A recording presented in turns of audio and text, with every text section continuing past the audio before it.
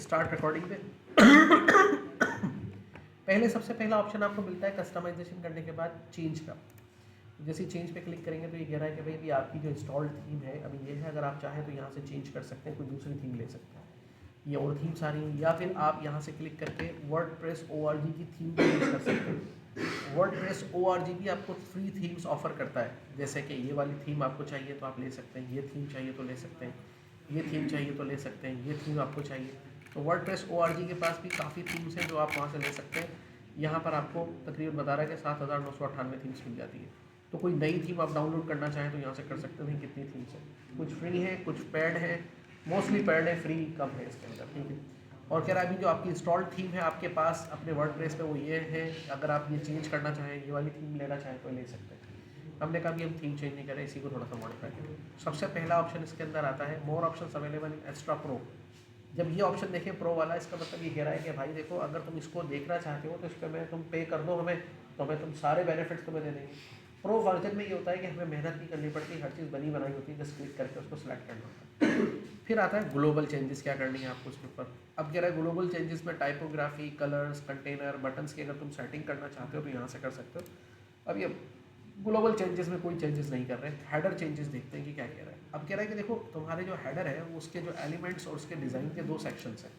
अगर तुम यहाँ पर जाते हो और इस पर क्लिक करके साइट लोगो देख रहे हो तो तुम्हें साइट एंड लोगो नज़र आ रहा है, तो साइट एंड लोगो में आकर तुम्हारा लोगो तुम यहाँ पे लगा सकते हो, और लोगो की विड्थ और हाइट जो है तुम यहाँ से कम ज़्यादा कर सकते हो। तो हमने कहा लोगो SVG आइकन, तो अगर हम आइकन लगाना चाह रहे हैं तो यहाँ पे क्लिक करेंगे और वो लोगो यहाँ पे लगाना होगा इस जगह पे। अब वो लोगो आएगा कहाँ से, सेलेक्ट आइकन या सेलेक्ट लोगो, दोनों ऑप्शंस आ रहे हैं हमारे पास। कह रहा है अगर तुम चाहना चाहो तो लोगो SVG ऑन कर दिया तो नीचे तुम्हें SVG का ऑप्शन दे देता हूँ मैं। SVG मतलब ये इसकी कोई लोगों की फाइल्स होती है, सेलेक्ट करके यहाँ से भी डाउनलोड कर सकते हैं और आइकन लाइब्रेरी में जाके भी ले सकते हैं, कस्टमाइज़ भी कर सकते हैं, जैसे अभी हम यहाँ पे क्लिक करते हैं। लेकिन मैं कह रहा हूँ कि हमारा जो लोगो है वो यहाँ से लेंगे सेलेक्ट आइकन पर। अब सेलेक्ट आइकन पे क्लिक करेंगे तो हमारे पास वो लोगो बना हुआ होना चाहिए। अब अगर लोगो बना हुआ नहीं है तो पहले हम इसका लोगो बनाएंगे, या तो फिर हमारे पास बना हुआ सेलेक्ट फाइल्स पे जाके यहाँ से क्रिएट करके और डाउनलोड करें। तो हमारे पास यहाँ पे एज सच कोई लोगो तो बना हुआ नहीं है जो हम यूज़ कर सकें, और उसका साइज़ वगैरह भी मैटर करता है। तो इस सूरत में हम क्या करेंगे कि यहाँ पर देखें कि यहाँ लोगो लगाना है। अभी आप इस बात को समझिए, सर उसके विड्थ को यहाँ पर डिफाइन करना है, ठीक है। अच्छा, अगर लोगो की जगह पे टाइटल लगा हुआ रहा है राशिद पोर्टफोलियो ब्रीफ, तो अगर आप इसको चेंज करना चाहें तो यहाँ से चेंज कर सकते हैं, यहाँ से हटा दीजिए और ये हट जाएगा यहाँ से, ठीक है। और फिर कह रहा है कि इनलाइन लोगो, साइट लाइन टाइटल, टाइटल के साथ लाइक लोगो भी दिखाई दे। अब लोगो होगा तो हम इसको कर सकेंगे। लोगो क्रिएट करने की क्लास तो मैंने आपको बताई थी कि कैसे जनरेट करवाना है लोगो, और फिर भी अगर उसमें है तो एक लोगो हम जनरेट करवा लेते हैं इससे। तो यहाँ पर हम चले गए जेमिनी के पास और इसको एक प्रॉम्प्ट देंगे यहाँ पे, create professional logo for my portfolio website, Rashid portfolio,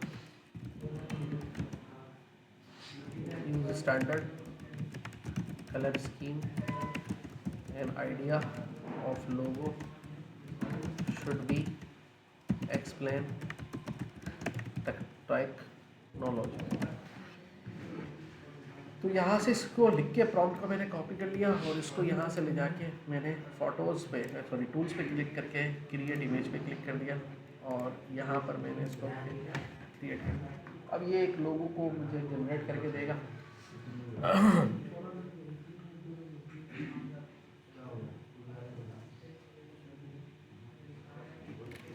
ये मुझे इसने एक लोगो जनरेट करके दे दिया है, यहाँ से इसको डाउनलोड कर लें।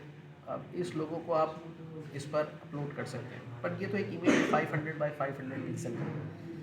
तो यहाँ पर अगर आप इसको लगाते हैं तो कैसा नज़र आएगा इसको चेक कर लेते हैं।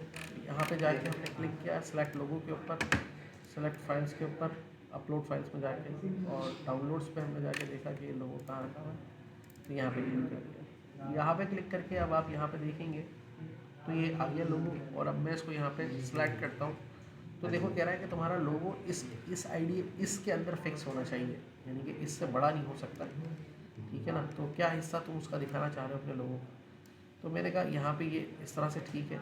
और इसको ऐसे लगा के देखते हैं अगर ये क्रॉप करके यूज़ कर पाता है। तो कह रहा है क्रॉप में नहीं कर पा रहा हूँ, तुम चाहते हो तो अलग से क्रॉप करके ले आओ। स्किप पे करता हूँ उसको और देखो ये लोगो यहाँ आ गया। अब लोगो तो आ गया यहाँ पे, ये इतना बड़ा नज़र आया, ठीक है। अब ये इसको थोड़ा सा आपको एडजस्ट करना है कि लोगो कैसे नज़र आए। इसके लिए आपको फोटोशॉप चाहिए होगा, अगर फोटोशॉप नहीं है तो फिर आप यूज़ करें यहाँ पे जाके इंपोर्ट टूल, जिसका नाम है गूगल पे जाके PI7 PI7 ऑनलाइन टूल है। अगर आप फोटोशॉप यूज़ नहीं कर रहे हैं तो इसके ज़रिए आप फ़ोटो को रीसाइजिंग वगैरह कर सकते हैं। तो रीसाइज इमेज पिक्सल्स वगैरह पे चले जाएँ यहाँ पे, ठीक है। और यहाँ पे क्लिक करके अब पहले तो मैं इसको रीसाइज नहीं करूँगा, मैं इसको जब क्रॉप करना चाहूँगा तो क्लिक करूँगा क्रॉपिंग टूल को, क्रॉपिंग पे जाके सेलेक्ट पे क्लिक करूँगा, सेलेक्ट पे जाके यहाँ से सेलेक्ट इमेज पे क्लिक करूँगा और यहाँ से जाके डाउनलोड कर लूँगा उस लोगो को, ठीक है। तो अब लोगो वगैरह की तो अब आपको अच्छी प्रैक्टिस होगी कैसे उसको करना है। तो इसके मस्त एरिया को, काफ़ी एरिया को मैं यहाँ से जाके इसको इस तरह से क्रॉप करूँगा, ठीक है। तो ये काफ़ी एरिया यहाँ से इसका क्रॉप हो जाएगा और यहाँ पे जाके इसको हम इस तरह से लेंगे, ये हमारा। तो जैसे ही मैं इसको क्रॉप एंड डाउनलोड करूँगा तो यहाँ पे आप देखेंगे कि क्रॉप एंड डाउनलोड करने पे ये मेरे पास क्रॉप होके डाउनलोड हो जाएगा यहाँ पे, ठीक है। अब मैं इसको यूज़ कर सकूँगा वहाँ पे जाके, तो क्लिक करेंगे यहाँ से एस्टेरा की थीम पर आ गए और यहाँ से आके कस्टमाइजेशन, जो आपने लोगो लगाया उसको चेंज कर देंगे। अपलोड पे क्लिक करेंगे, सेलेक्ट फाइल्स पर क्लिक करेंगे और यहाँ पे जाके आपने क्लिक करना है इसके ऊपर और इसको क्लिक करके ओपन करना है और फिर देखिए इस पर आ जाएगा। अब यहाँ जाके आपने इसको सिलेक्ट कर लेना है। अब फिर ये कह रहा है कि भाई अब ये देखो इस तरह का, तुम कौन सा एरिया दिखाना चाह रहा हो। मैंने कहा ये सारा ही दिखाना चाह रहा हूँ। तो इस पर क्लिक करके मैंने इसको क्लिक कर दिया यहाँ पर इस एरिया को, ठीक है, उसको क्रॉप कर दिया। तो क्रॉप नहीं हो रहा इसके ऊपर, ठीक है। तो इस डायरेक्टली स्किप करके मैंने लगाया तो अब भी ये इतना बड़ा दिखाई दे रहा है।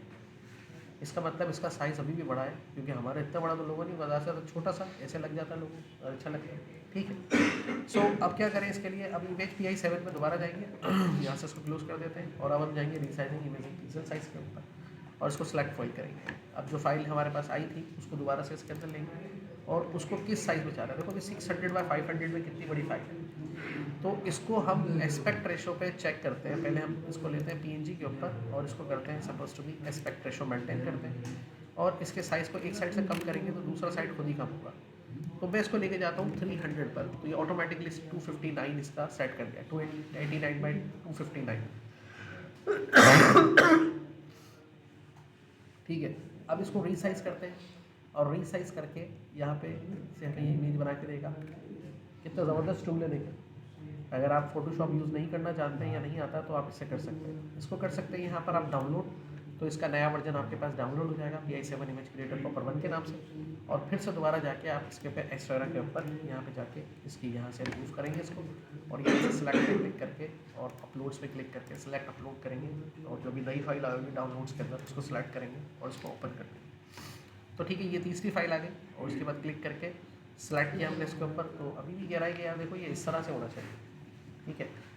अब हमने कहा भाई स्किप क्रॉपिंग करो और दिखाओ हमारी वेबसाइट पे कैसा नज़र आ रहा है। तो यहाँ पे देखेंगे अब हमारी वेबसाइट पे ये पहले से थोड़ा कंट्रोल तो हुआ है लेकिन अभी भी 302.2 इंच बड़ा है। तो ये ऐसे कैसे होगा और उसको छोटा करना पड़ेगा हमें। तो फिर चलते हैं इस पर दोबारा से और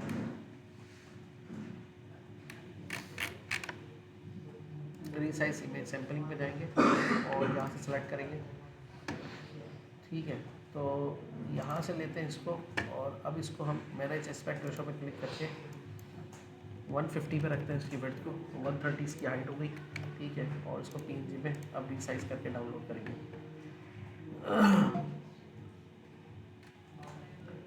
यहाँ पे डाउनलोड कर लिया इसको, फिर आ गया इसका नया वर्जन और फिर जाके यहाँ से हमने इसको क्लिक किया और यहाँ पे जाके इसको चेंज लोगो कर दिया, अपलोड कर दिया, सेलेक्ट फाइल कर दिया, ठीक है।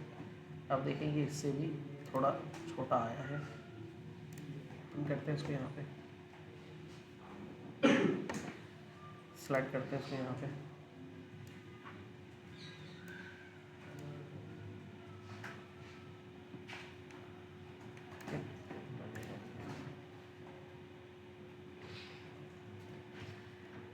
इसकी विड्थ को हम यहाँ से थोड़ा कम कर लेते हैं, ठीक है। तो देखिए कहाँ तक एडजस्ट करना है इसको, यहाँ से इतना बड़ा आ रहा है, ठीक है। यहाँ से इसके डिफरेंट साइज़ के हिसाब से हम इसको यहाँ पे से कंट्रोल कर सकते हैं। तो यहाँ पर देखिए कि हमने अपना लोगो यहाँ पे सेट कर दिया। अब लोगों के साथ अगर हम अपना साइट टाइटल भी दिखाना चाह रहे हैं तो जैसे हमारा था राशिद पोर्टफोलियो, ठीक है। तो ये दिखाना चाह रहे हैं तो उस पर क्लिक करके इसकी विजिबिलिटी को यहाँ से हम ऑन करेंगे, ये इसके आगे दिखाई दे रहा है। इसको ऑफ करेंगे तो ये ख़त्म हो जाएगा, ठीक है।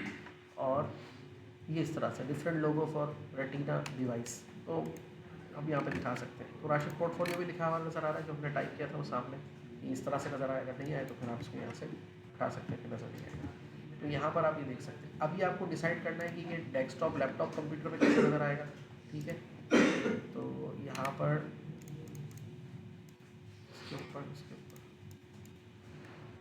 तीनों डिवाइसेस पे ये इजीली नज़र आएगा और इसी तरह से नज़र आएगा जैसा कि ये दिख रहा है, ठीक है। उसके बाद आगे हम नीचे जनरल में फिर डिज़ाइन के अंदर इसके अंदर चले जाते हैं। तो लोगों का कलर वगैरह, background colour, title of fonts वगैरह, ये सारी चीज़ों को हम थोड़ा सा यहाँ से कंट्रोल कर सकते हैं। बहुत बड़ा नज़र आ रहा है तो उसको थोड़ा छोटा कर लेते हैं और यहाँ से क्लिक करके ये जो ऑप्शंस आ रहे हैं टैग लाइन वगैरह, ठीक है, अपनी जगह पर सही है। स्पेसिंग वगैरह, मार्जिन वगैरह है यहाँ पे, तो अगर आप इसके मार्जिन वगैरह को सेट करना चाहें तो 10 पिक्सल का मार्जिन हम ऐड कर देते हैं, तो ओवरऑल 10 पिक्सल मार्जिन साइड हो जाएगा, लेफ्ट राइट टॉप बॉटम सब जगह से अगर ज़रूरत है तो।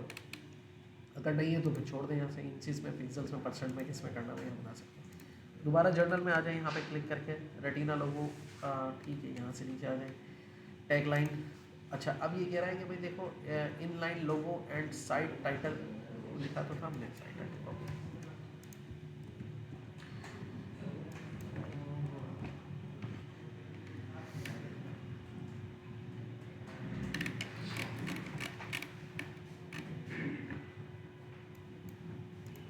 ये तो ऑन ही है हमारा, ठीक है, इसको हटा देते हैं। उसके बाद यहाँ पे आते हैं, विजिबिलिटी तीनों पे रहेगी। साइट आइकन जो है यहाँ से हम सेलेक्ट आइकन कर सकते हैं। साइट आइकन क्या होता है, देखिए जैसे मैं अभी आपको दिखाता हूँ, ये वेबसाइट खुली थी, इस पर ये आइकन देख रहे हैं आप,